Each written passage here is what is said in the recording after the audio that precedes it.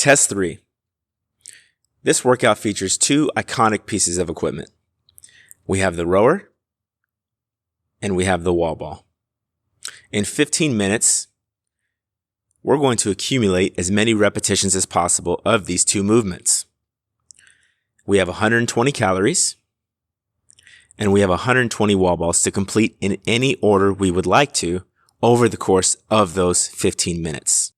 To maximize your performance when we're looking at rowing, we want to make sure that our foot position is in the correct place. So if you were a size 10, you should be looking at putting your foot position in a 3 or a 4. If your shoe size is smaller, you may want to look at putting your position in a 2 or a 1. So kind of adjust this accordingly and get this set up before you start the workout. After that, make sure that your rowers are set for calories. After demoing and checking for calories, you want to maximize your performance, and we're going to start with that technique. Grabbing your hands on the handles, you don't want too firm of a grip. You're going to make sure that it is loose enough that you can pull hard, but also strong enough that you can get the maximum pull per each repetition.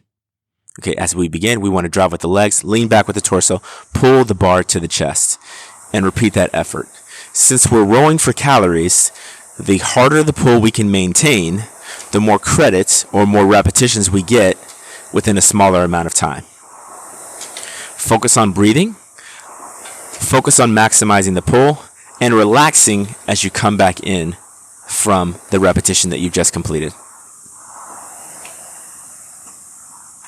Now with the wall ball, we have our squat stance. The same stance, ideally, that you would use for an air squat or your front squat, you're going to utilize here for this wall ball.